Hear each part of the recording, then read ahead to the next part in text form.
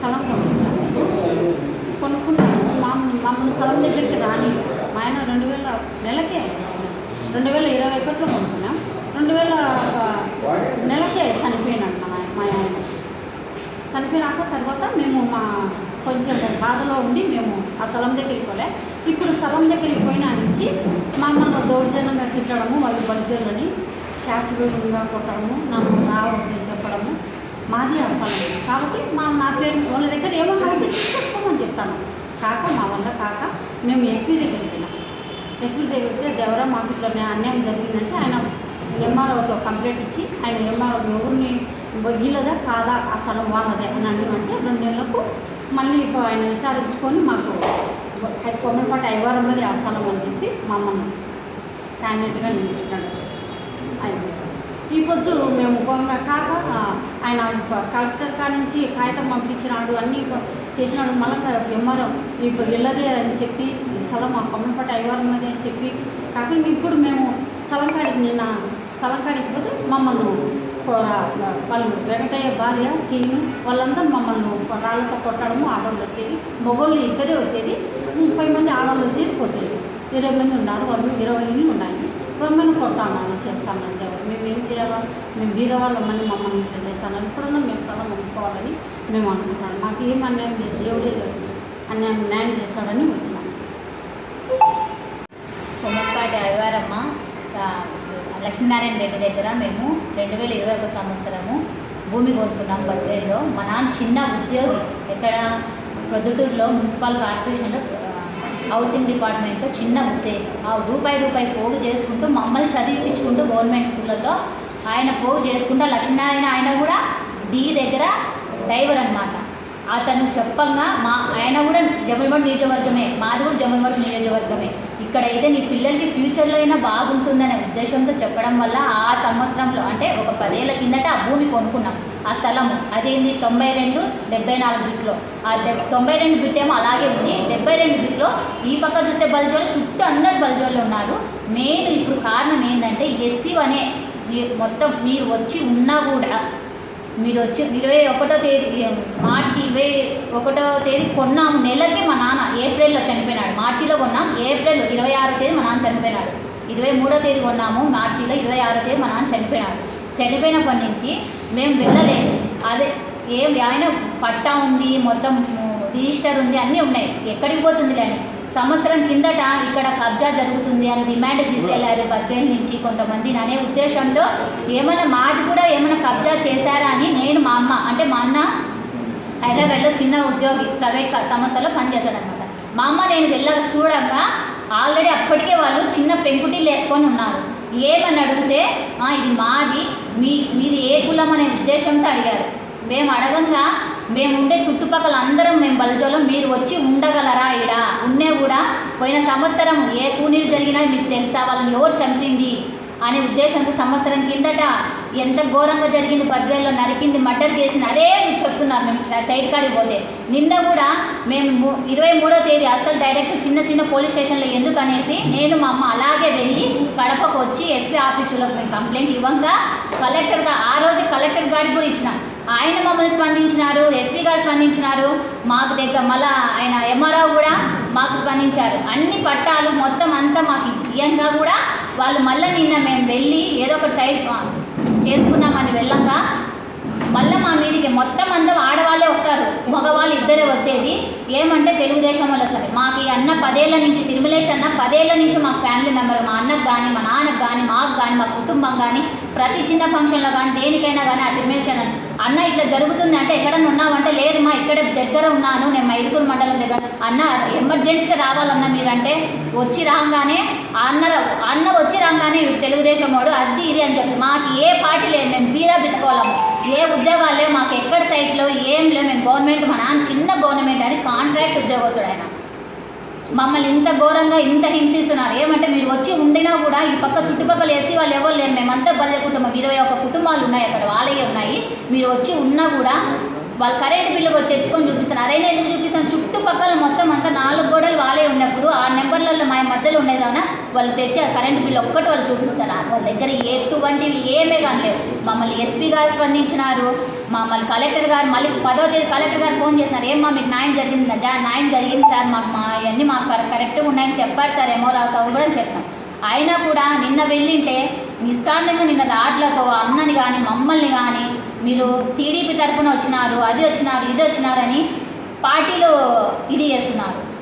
ఆ అన్నకి మాకు ఓన్లీ ఫ్యామిలీ సంబంధం తప్ప మాకు ఏ పార్టీలు లేవు, ఏం లేవు. మేము చిన్న తప్పుకోలేము. అదండి. అందరికీ నమస్కారం. బద్వేల్ నియోజకవర్గంలోని గోపవరం మండలానికి సంబంధించినటువంటి గౌరీశంకర్ నగర్లో నిన్న స్థల వివాదం అనేసి చిన్న గొడవ అయితే అక్కడ జరిగింది. వాస్తవానికి రెవెన్యూ రికార్డ్స్ పరిశీలించినప్పటికీ ఆ స్థలం ఎవరిది అనేది చాలా క్లియర్ కట్గా మనకు తెలియపరుస్తుంది. కాబట్టే అక్కడ ఉన్నటువంటి స్థానికులు ఎవరైతే ఐవారమ్మ వాళ్ళ ఫ్లాట్ వెనుక పక్క ఉన్నటువంటి ఇంకొక ఫ్లాట్ ఓనర్ వెంకటయ్య అనే వ్యక్తి వీరి యొక్క స్థలాన్ని ఆక్రమించుకొనేసి గోడ అనేది చిన్న రేకుల షెడ్ అనేది కట్టుకోవడం జరిగింది. అది కూడా ఏ రకంగా జరిగిందిరా అంటే వాస్తవానికి గవర్నమెంట్ రెవెన్యూ రికార్డ్స్లోనే ఫలానా ఫ్లాట్ నెంబర్ 74 అనేసి ఒరిజినల్ డీఫార్మ్ పట్టా 1994లో ఇష్యూ చేయడం జరిగింది. వారి వద్ద నుంచి మన బద్వేల్ నియోజకవర్గానికి చెందినటువంటి కోడమల లక్ష్మీనారాయణ అనే అతను కొనుగోలు చేశారు. వారి వద్ద నుంచి 2021 సంవత్సరంలో మార్చి 4వ తేదీన మన కొమ్మలపాటి ఐవారమ్మ ఈమె కొనుగోలు చేయడం జరిగింది. దురదృష్టకరం, ఆ ఫ్లాట్ కొనుగోలు చేసిన నెలకే కరోనా సమయంలో వీళ్ళ భర్త కరోనాతో చనిపోవడం జరిగింది. తరువాత మనకు లాక్డౌన్ విధించేసి పూర్తి మన దేశంలో అయితేనేమి రాష్ట్రంలో అయితేనేమి ఒక ఎక్కడే కానీ తిరక్కోకుండా ఒక నిబంధన అనేది రావడంతో లాక్డౌన్ రావడంతో వీళ్ళు ఆ స్థలం దగ్గరికి పోకోకుండా ఒక 2 ఏళ్ళు 3 ఏళ్ళ అట్లా కాలయాపన చేయడం జరిగింది. కాలక్రమేణా సంవత్సరం కిందట బద్వేల్ నియోజకవర్గంలో పలానా ఏరియాలో ఇట దొంగ ప్లాట్లు రిజిస్ట్రేషన్ చేసుకొని ఘర్షణలు జరిగేసి హత్యలు చేసుకున్నారనేసి ఒక వార్త అయితే వీళ్ళు వినడం జరిగింది. సరే మా స్థలం ఆడుంది కదా ఒకసారి వెళ్ళి చూసుకుందామని చెప్పి ఐవారమ్మ వాళ్ళ కుమార్తె వీళ్ళిద్దరు కలిసేసి వాళ్ళ స్థలం దగ్గరికి వెళ్ళి చూస్తే అక్కడ వెంకటయ్య అనే అతను, అంటే వెనుకపక్క ఫ్లాట్లో ఉండేటువంటి వెంకటయ్య అనే అతను వాళ్ళ తమ్ముడు శ్రీను ఇద్దరు కలిసేసి వీరి యొక్క స్థలంలో దౌర్జన్యంగా రేకుల షెడ్ వేసుకునేది వీళ్ళు గమనించి అక్కడ అడిగితే వీళ్ళని కులం పేరుతో దూషించేసి నానా రకాలుగా మాట్లాడినారనేసి తెలుపుతూ ఉన్నారు. అందుకు సంబంధించి ఎమ్మటే వాళ్ళు ఈ యొక్క మన కడప జిల్లా ఎస్పీ గారికి అదేవిధంగా మన కలెక్టర్ గారికి కూడా పీజీఆర్ఎస్ ద్వారా కూడా ఒక రికార్డెడ్ కంప్లైంట్ కూడా ఇవ్వడం జరిగింది. ఎస్పీ గారు కలెక్టర్ గారు కూడా స్పందించేసి వీరికి ఇచ్చినటువంటి కంప్లైంట్ని విచారణకు ఆదేశించి సంబంధిత రెవెన్యూ అధికారులకు కూడా రిఫర్ చేయడం జరిగింది. రెవెన్యూ అధికారులు కూడా పరిశీలన చేసి ఈ స్థలం ఫలానా ఫ్లాట్ ఒరిజినల్ జినైన్ అని చెప్పేసి ఫలానా వాళ్ళది అని చెప్పేసి గౌరవ ఎంఆర్ఓ గారు తహసీల్దార్ గారు కూడా ఎండార్స్మెంట్ చేస్తూ ఫలానా అయ్యవారమ్మకు ఎండార్స్మెంట్ చేస్తూ ఒక లిఖితపూర్వకంగా లెటర్ కూడా ఇవ్వడం జరిగింది. ఇంత క్లియర్ కట్ ఆధారాలు ఉన్నప్పటికీ వీళ్ళని ఆ స్థలం దగ్గరికి రానిపోకుండా కేవలం మహిళలు వీళ్ళకు అండగా వీళ్ళ భర్త కూడా లేడనేసి ఒక దురుద్దేశంతో ఒక కుట్రపూరితంగా వీళ్ళని రానిపోకుండా ఇబ్బందులకు గురి చేయడంతో వీళ్ళు ఫ్యామిలీ నాకు మామూలుగా పరిచయస్తులు, ఆ విధంగా నేను అడ్వకేట్గా కూడా ఉన్నాను కాబట్టి ఏదైనా సలహా ఇస్తానని చెప్పి నన్ను సంప్రదించడం జరిగింది. నేను ఈ యొక్క రికార్డ్స్ అన్నీ పరిశీలన చేయడం, పరిశీలనలో కూడా క్లియర్ కట్గా ఫలానా ఫ్లాట్ కొమ్మలపాటి ఐవారమ్మది అనేసి మనకు రికార్డు పూర్వకంగా ఉంది. ఈ యొక్క ఉంది కదమ్మా మీకు ఏమి ఇబ్బంది ఏం లేదు, మన ఎంఆర్ఓ గారు కూడా ఎండార్స్ చేస్తూ మీకు ఇచ్చారు, మీ స్థలంలోకి వెళ్ళి మీరు పనులు చేసుకోవచ్చు అని చెప్పి వీళ్ళకు చెప్పడంతో అదేవిధంగా వీళ్ళు కూడా ఆ యొక్క అక్కడికి వెళ్ళేసి ఏమన్నా అక్కడ నిర్మాణంలో ఉన్నటువంటి ఆ గోడలు అవన్నీ తొలగించేసుకొని రేకుల షెడ్ తీపిచ్చేసుకొని పనులు చేసుకోవాలని చెప్పి మన పోలీస్ వారికి ఇన్ఫామ్ చేసి వెళ్ళడం జరిగింది. వెళ్ళి అక్కడ ఏదైనా గొడవలు కానీ ఏదైనా ఇది జరిగితే తెలపండి అని చెప్పడం జరిగింది. కాబట్టి నేను అక్కడనే అందుబాటులో ఉన్నాను. నాకు ఈ రకంగా మాకు ఎవరు లేరు బాబు అని చెప్పి ఐవారమ్మ నాకు కాల్ చేయగా 3 గంటల ఆ సమయంలో నేను అక్కడికి వెళ్ళాను. అక్కడ కూలి పని చేసుకుంటూ ఉన్నటువంటి వ్యక్తులు ఎవరైతే మామూలుగా సమ్మెట్టు తీసుకొని మామూలుగా ఆ దిమ్మెల పాలు కొడతా పనికి వచ్చినారు గడ్డపారలు అవి పట్టుకొని, వాళ్ళపైన ఎంత దురుసుగా అంటే కూలి పనికి వచ్చినటువంటి వాళ్ళపైన హుకుం జారీ చేసి ఆడవాళ్ళు వాళ్ళ చుట్టుపక్కల ఉన్నటువంటి వాళ్ళందరూ కూడా 30 మంది దాకా రౌడీజంగా చేస్తూ వాళ్ళందరినీ తోసి బయటికి చేశారు. నేను పేపర్లు తీసుకొని ఏదన్నా ఉంటే మీకు పేపర్లు తీసుకురండి, ఊరికి ఎందుకు వాళ్ళు ఆమెను అన్యాయం చేస్తారని చెప్పి అడిగితే నువ్వు ఎందుకు కడప నుంచి వచ్చినావు, నువ్వు తెలుగుదేశం పార్టీ లీడరు, నువ్వేనా ఇలా కంట అని చెప్పి దురుసుగా మాట్లాడినారు. అయినప్పటికీ నేను చాలా ఓపికతో మన పోలీస్ వారికి ఇన్ఫామ్ చేశారు. పోలీస్ వారు ఉన్న కానిస్టేబుల్ కూడా ఆడికి వచ్చేసి అవునయ్యా వాళ్ళ స్థలం ఉంది, వాళ్ళకి రికార్డెడ్గా వాళ్ళ పేపర్లు ఉన్నాయి, వాళ్ళ దాంట్లో వాళ్ళు చేసుకుంటున్నారు, మీ ఇంటి దగ్గరకు వచ్చారా అని చెప్పి కూడా పోలీస్ వారికి అడగడం జరిగింది. ఒకవేళ మీది మేమే ఇక్కడ ఉంటాం, మేమే కట్టుకుంటామంటే మీరు కట్టుకుంటే మీకు ఏమైనా పేపర్లు ఉంటే తీసుకొచ్చి మీరు అధికారులకి కంప్లైంట్ ఇవ్వండి, మీ ఆధారాలు ఏమైనా ఉంటే చూపించండి అంటే అందరూ సైలెంట్ అయిపోయేసి గమ్మున పోయినారు. తర్వాత మేము పోలీసు వారి యొక్క ఆదేశాల మేరకు పోలీస్ స్టేషన్కి వచ్చేసి కంప్లైంట్ కూడా ఇవ్వడం జరిగింది. ఇది నిన్న జరిగినటువంటి ఇష్యూ. దీన్ని ఈ యొక్క వైసీపీ నాయకులు అదేవిధంగా వైసీపీ సాక్షి ఛానల్ ఒక ఫేక్ ప్రచారంతో ఈరోజు దౌర్జన్యం పాల్పడుతున్నారు, ముసలోళ్ళని ఇది చేస్తున్నారు. కొంచెమన్నా ఇన్ఫర్మేషన్ తెలుసుకొని ఈ యొక్క వైసీపీ సాక్షి ఛానల్ అసత్య ప్రచారాలను చేయకోకుండా ఉంటే సబబుగా ఉంటుందని చెప్పి తెలియజేస్తూ ఉన్నాం.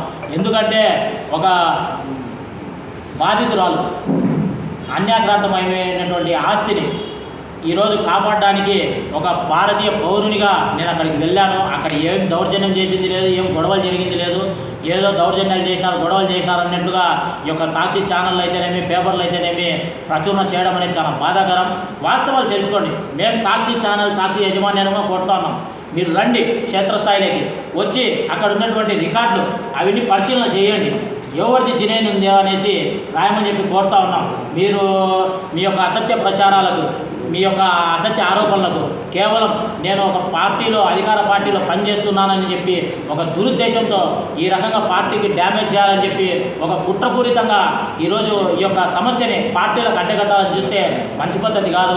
జెన్యూన్గా వీళ్ళు బాధితులు, వీళ్ళ యొక్క స్థలం వాళ్ళ భర్త కోల్పోయినాడు, వాళ్ళ యొక్క స్థలం అన్యాక్రాంతం అయిపోయి గత 10 సంవత్సరాల నుంచి ఇబ్బందులకు గురవుతూ ఉన్నారు. వాళ్ళకి ఆర్థికంగా కూడా ఎటువంటి భరోసా లేదు. వాళ్ళకి ఇంకా తోడ్పాటు అందించేసి అన్యాయాన్ని ప్రశ్నించమని చెప్పి మేము సాక్షి యాజమాన్యాన్ని కూడా రిక్వెస్ట్ చేస్తా ఉన్నాం. ఈ రకంగా తప్పుడు ఆరోపణలు, తప్పుడు సంకేతాలు, తప్పుడుగా ప్రకటనలు చేయడం అనేది చాలా బాధాకరం. ఈరోజు పేపర్లో చూసినా, సోషల్ మీడియాలో చూసినా, సాక్షి ఛానల్లో చూసినా కూడా కొంచెం ఈ రకంగా రాంగ్ మెసేజ్ అనేది కవర్ చేయడం అనేది చాలా దురదృష్టకరం. ఇప్పటికైనా కూడా మీరు యొక్క ప్రకటనలు చేసినా, మీ యొక్క సాక్షి ఛానల్లో చూపించుకున్నా, పేపర్లలో వేసుకున్నా కూడా ఇక్కడ వెనుకడుగు వేసేది ఎవరు ఉండరు. ఇది ఒక ప్రజాప్రభుత్వం. ఏదైతే జినైన్గా ఉండి రికార్డు పరంగా పర్ఫెక్ట్గా ఉంటేనే మేము అక్కడికి వెళ్ళాము. దానికి తగ్గట్టుగా వీళ్ళకి అండగా ఉంటాం. ఇప్పటికి కూడా వీళ్ళకి ఐవారమ్మ వాళ్ళకి మేము అండగానే ఉంటాము. వాళ్ళది యొక్క అవాస్తవం, వాళ్ళ తప్పుడు అనేది అక్కడ నీకు ఎవరైతే సాక్షి ఛానల్ వాళ్ళకి కొంచెం రాసుకున్నారో వాళ్ళ యొక్క రికార్డ్ చేయాలి, కరెక్ట్గా ఉంటే తీసుకురావండి. ఇప్పటికైనా కూడా సిద్ధమే, మేము రెడీగా ఉన్నాం. మాది కాదని చెప్పి మీరు తెలపండి. మేము ఇప్పటికీ మీరు సాక్షి ఛానల్ వాళ్ళు అక్కడ వాళ్ళు ఏ నిర్ణయం తీసుకున్నారో దానికి మేము తూచా తప్పకుండా నేను కూడా వీళ్ళతో పాటు దానికి శిక్షార్హునిగా ప్రకటించమని చెప్పి నేను కూడా కోరుతా ఉన్నాను. కాబట్టి ఇటువంటి అసత్య ఆరోపణలు ఇటువంటి చేయొద్దండి. వాస్తవాలు ఏవి ఉన్నాయో వాటిని మాత్రమే బయటికి ప్రచురించమని చెప్పి కోరుతా ఉన్నాను. ఈ విధంగా మా మీద కక్షపూరితంగా మా యొక్క ఎదుగుదలని అనజొక్కాలా, మా యొక్క రిప్యుటేషన్ని దెబ్బతీయాలా, పార్టీకి చెడ్డపేరు తేవాలని చెప్పేసి ఈ యొక్క స్థానికంగా ఉన్నటువంటి ఐవారమ్మ సమస్యని ఈ విధంగా రాజకీయాలకి పులుమితే అది మంచి పద్ధతి కాదని చెప్పి ఈ యొక్క సాక్షి యాజమాన్యాన్ని తెలియజేస్తూ ఉన్నాను. ప్రజానికంగా ఇటువంటి వారికి అండగా ఉండాలని చెప్పి కోరుతా ఉన్నాను. ఇప్పటికైనా కూడా సంబంధిత తహసీల్దార్ గారు అయితేనేమి, అక్కడ సంబంధిత పోలీస్ అధికారులు అయితేనేమి పూర్తి స్థాయిలో విచారణ జరిపేసి వీళ్ళకు న్యాయం చేయవలసిందిగా కోరుతా ఉన్నాను. అందుకు సంబంధించిగా చట్టపరంగా ఎటువంటి చర్యలకైనా, ఎటువంటి ఎంక్వైరీలకైనా కూడా వీళ్ళు రావడానికి సిద్ధంగా ఉన్నారు. వీళ్ళతో పాటు నేను కూడా ఉంటాను. ఎందుకంటే న్యాయబద్ధంగా నేను ఎక్కడికైనా కూడా ఫలానా వాళ్ళకి అన్యాయం జరిగిందంటే అన్యాయానికి అక్కడికి పోయి ఉండడం అనేది నా నైజం. ఇప్పుడే 10 ఏళ్ళ నుంచి నేను ఉంటాను. నేను ఎక్కడ దౌర్జన్యాలు చేసే వ్యక్తిని కాదు, ఎక్కడ అన్యాయాలు చేసే వ్యక్తిని కాదు. ఆ రకంగా నేర చరిత్ర కూడా నాకు ఎక్కడ లేదు అని చెప్పి తెలుసుకోమని చెప్పి కోరుతా ఉన్నాను. ఒక యువత వ్యక్తి పైన ఈ రకంగా తప్పుడు ఆరోపణలు చేయడం అనేది మంచి పద్ధతి కాదని చెప్పి సాక్షి ఛానల్ వారికి తెలుపుకుంటూ, నాకు ఈ యొక్క మీడియా సమావేశానికి ఇచ్చేసినటువంటి మీడియా సోదరులందరికీ కూడా ధన్యవాదాలు తెలుపుకుంటూ సెలవు తీసుకుంటున్నాను.